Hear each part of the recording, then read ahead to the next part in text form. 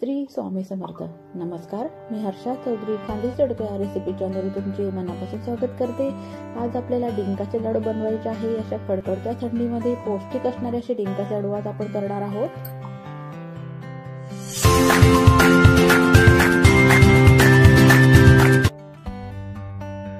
बघा, डिंकाचे लाडू बनवण्यासाठी बघा मी अर्धा किलो खोबरं घेतलेले आहेत आणि अर्धा किलो खारका घेतलेले आहेत. खोबऱ्याचे छोटे छोटे तुकडे केलेले आहेत मी आणि खारकाही फोडून घेतलेला आहे आणि 250 ग्रॅम मी बदाम घेतलेले आहेत. 250 ग्रॅम काजू घ्यायचे, 250 ग्रॅम अक्रोड घ्यायचे आणि 250 ग्रॅम गोडंबी घ्यायची.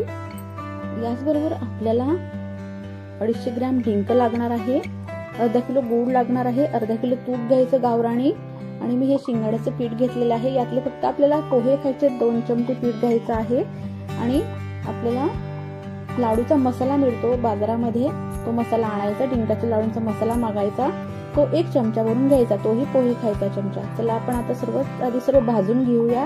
त्यासाठी तुम्ही सर्वात आधी माझ्या चॅनलला सबस्क्राईब करून घ्या, बेल आयकॉनवर क्लिक करा.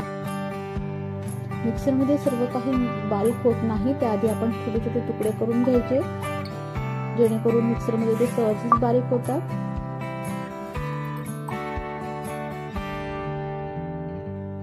बघा, या प्रकारे मस्त असे जाड बारीक तुकडे करून झालेले आहेत. आता हे मिक्सर मध्ये बारीक करून घेऊया. या प्रकारे आपण काजू, अक्रोड आणि गोडंबी देखील करून घ्यायची आहे. बघा, या प्रकारे मस्त सर्व जिन्नस आपले बारीक करून झालेले आहेत. हे बघा, गोडंबी छान अशी बारीक झालेली आहे, काजूही छान बारीक झालेले आहेत आणि अक्रोडही छान बारीक झालेले आहेत. हे सर्व झाल्यानंतर आपण व्यवस्थित हे भाजून घेऊया. सर्वात आधी आपण खोबरं आणि खारका भाजून घेणार आहोत.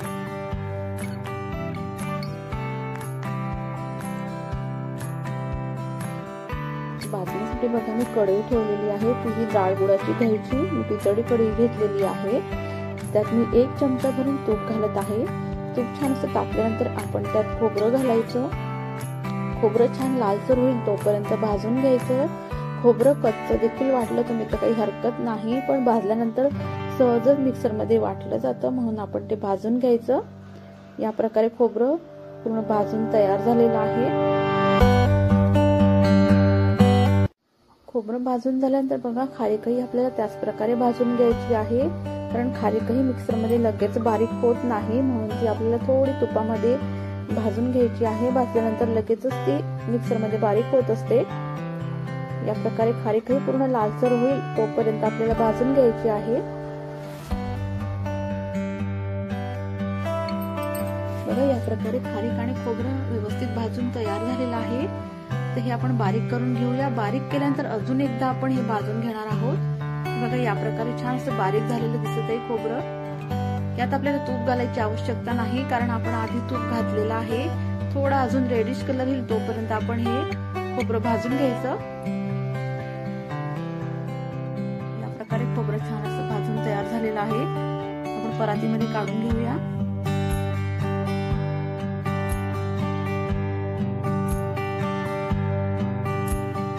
आपण खोबरं भाजलं त्याच प्रकारे आपल्याला खारीक सुद्धा भाजून घ्यायची आहे. बघा, मी 2 चमचे तूप घातलेलं आहे.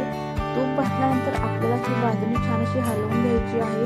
खारीक छान अशी लालसर होईल तोपर्यंत आपल्याला भाजायची आहे. खारीक भाजल्यानंतर आपण यातच काजू आणि बदाम सुद्धा भाजून घेणार आहोत. सर्वात आधी आपण काजू भाजायला घेऊया. काजूमध्येच मी 2 चमचे शिंगाड्याचे पीठ घातलेलं आहे.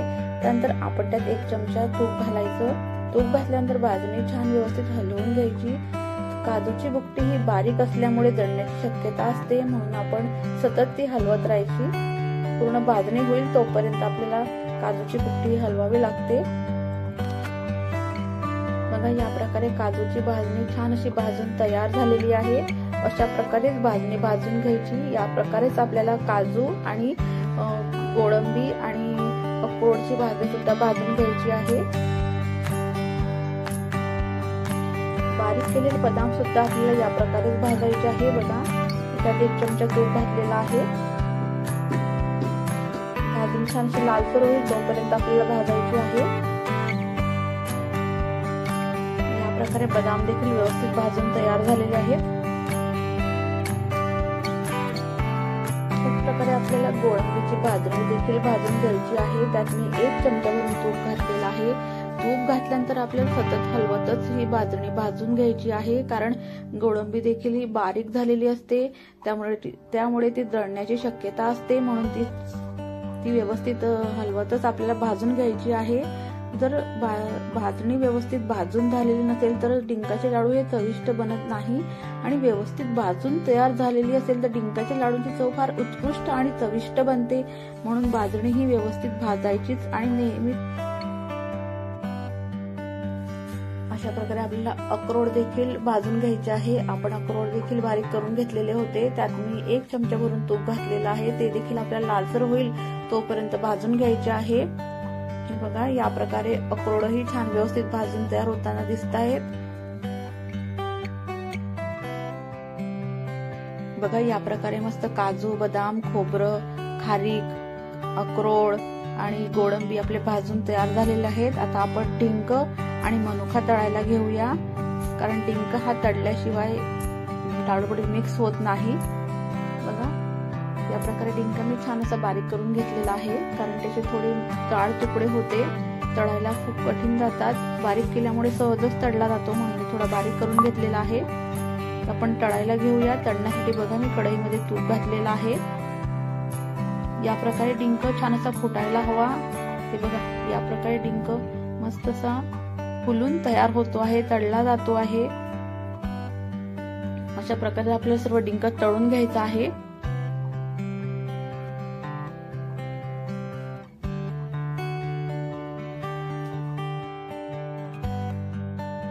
डिंक तळून झाल्यानंतर आपल्याला मनुका देखील तळून घ्यायचे आहे। त्या मी काळे मनुका घेतलेले आहे, साधारणतः मी मूठभर मनुका घेतलेले आहेत। मी त्याकरता बघा 1 चमचा भरून तूप घातलेला आहे कढईमध्ये। तूप तापल्यानंतर आपल्याला त्यात मनुका घालायचा आहे। मनुका छान अशा परतून तयार होतील तोपर्यंत आपल्याला तळायचे आहे। मनुकांचा आकार हा गोलाकार होतो तळल्यानंतर, आणि त्या फुगलेल्या दिसतात तोपर्यंत आपल्याला तळायचे आहे। डिंकाचे लाडू बनवण्याच्या पद्धती फार मोठी आहे आणि खूप वेळही लागतो, पण तुम्ही पूर्ण व्हिडिओ बघा, जेणेकरून तुम्हाला कळेल की भाजणी कशी करतात आणि डिंक कसा तळला जातो, मनुका कशा तळल्या जातात। त्याशिवाय तुम्हाला डिंकाचे लाडू हे व्यवस्थित बनवता येणार नाही, म्हणून प्लीज तो पूर्ण व्हिडिओ बघा, स्किप करू नका। मनुका ह्या कच्च्या ह्या मिक्सरमध्ये बारीक होत नाही, म्हणून त्यात आपल्याला तळावे लागतात। त्याकरता आपण तळून घेतलेले आहेत। बघा, या प्रकारे मस्त अशा तळून झालेल्या आहेत मनुका। या प्रकारे डिंक छान असा हातानेच बारीक होतोय। बघा, हाताने बारीक झाला तर समजायचं की डिंक छान असा तळला गेलेला आहे। बघा, या प्रकारे आता आपण हे मिक्सर मध्ये बारीक करून घेऊया। हाताने पुष्कळ वेळ लागत असतो डिंक बारीक करायला, म्हणून आपण मिक्सर मध्ये बारीक करून घ्यायचा डिंक, आणि छान असा मिक्सर बारीक केल्यामुळे लाडू मध्ये छान लगेचच मिक्स होतो डिंक, म्हणून मिक्सर मध्येच बारीक करून घ्यायचा डिंक।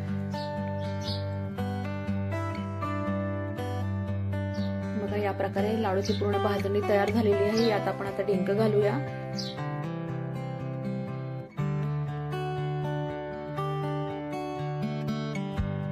हे बघा, डिंक बारीक झाल्यानंतर असा दिसत असतो। बघा, या प्रकारे हे बघा, छान असा डिंक ही बारीक झालेला आहे। आता आपण तो भाजणीमध्ये घालायचा। या प्रकारे मी डिंक आणि मनुका बारीक करून घेतलेले आहे। बघा, काळ्या रंगाच्या मनुका देखील तुम्हाला दिसतंय बारीक झालेल्या। भाजल्यामुळे मनुकाही लगेचच बारीक झालाय आणि डिंकही बारीक झालेला आहे। आता आपण हे व्यवस्थित मिक्स करून घ्यायचं भाजणीमध्ये। चमच्याने करा किंवा हाताने करा, पण व्यवस्थित एकजीव करून घ्यायचं। चमच्याने हे व्यवस्थित एकजीव होत नाही, म्हणून आपण हातानेच व्यवस्थित मिक्स करून घ्यायचं, कारण आपल्याला डिंक आणि मनुका सुद्धा त्यात मिक्स करायचे असतात। तर आपण गुळ घालूया त्यात। हे बघा, मी त्याकरता अर्धा किलो गुळ घेतलेला आहे। गुळ हा जाड असल्यामुळे लाडूमध्ये लवकर मिक्स होत नाही, त्याकरता आपण थोडं कढईमध्ये त्याला पातळ करून घेणार आहोत। डिंकाचे लाडू हे गुळाचे बनवले तर फार रुचकर आणि चविष्ट बनतात। हे बघा, गुळामध्ये मी थोडंसं तूप घालणार आहे, यामुळे गुळाला पाणी सुटतं आणि गुळ पातळ होतो। गुळ असं बारीक करायला जमत नाही आणि लाडूमध्येही तो व्यवस्थित मिक्स होत नाही, त्याकरता आपल्याला अशा प्रकारे गुळ पातळ करून घेणे गरजेचं असतं। या प्रकारे आपण गुळ पातळ करून घेणार आहोत। प्रकारे गुळ छानसा पातळ होताना दिसतो आहे। तुम्ही कुठल्याही लाडूमध्ये या प्रकारे गुळ पातळ करून वापरू शकता, कारण गुळ हा लगेचच बारीक होत नाही। गुळ नाहीतर खिसणीवर खिसावा लागतो, खूप ठेचणी ठेचावा लागतो, पण ही पद्धत तुम्ही वापरून बघा, जराही तुम्हाला त्रास होणार नाही। या प्रकारे गुळ मस्त असं पातळ झालेला आहे। आता आपण हा लाडू मध्ये टाकून घेऊया। या बघा, लाडू मध्ये छान असा गुळ आता आपण मिक्स करून घेणार आहोत। बघा, या प्रकारे आपण पूर्ण लाडू वरती गुळ घालायचा आहे।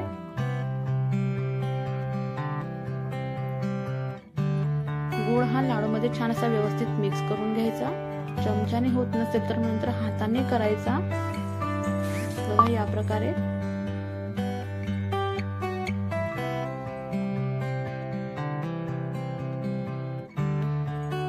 मस्त असं एकजीव होईल तोपर्यंत आपल्याला मिक्स करून घ्यायचा आहे। गुळ हा त्यात पूर्णपणे मिक्स व्हायला हवा। मॅक्सिमम आपले लाडू छान असे तयार झालेले आहे। बघा, शेवटची प्रोसेस राहिलेली आहे, फक्त लाडू वळायचे आपल्याला।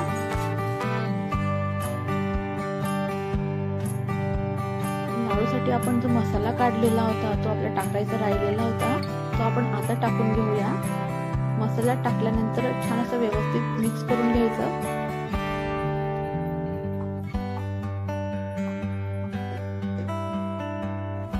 मसालाही छान असा मिक्स झालेला आहे। चला आता लाडू बांधून घेऊया। बघा, या प्रकारे लाडूही छान असे बांधून तयार होताना दिसत आहेत। बघा, जराही तुटत नाहीये। या प्रकारे लाडू छान असे तयार झालेले आहेत, कारण आपली भाजणी छान तयार झालेली होती। मी मगाशी तुम्हाला सांगितले की भाजणीवरतीच डिंकाचे लाडू हे अवलंबून असतात। बघा, या प्रकारे छानसे लाडू बांधून तयार झालेले आहेत पूर्ण। तुम्हाला कशी वाटली माझी रेसिपी मला कमेंट्सद्वारे नक्की कळवा, जेणेकरून मला नवीन रेसिपीज बनवायला अजून उत्साह येईल। माझ्या चॅनलला लाईक करा, शेअर करा, सबस्क्राईब करा, बेल आयकॉनवरती क्लिक करा। चला भेटूया अशाच एका नवीन रेसिपी सोबत। तोपर्यंत धन्यवाद।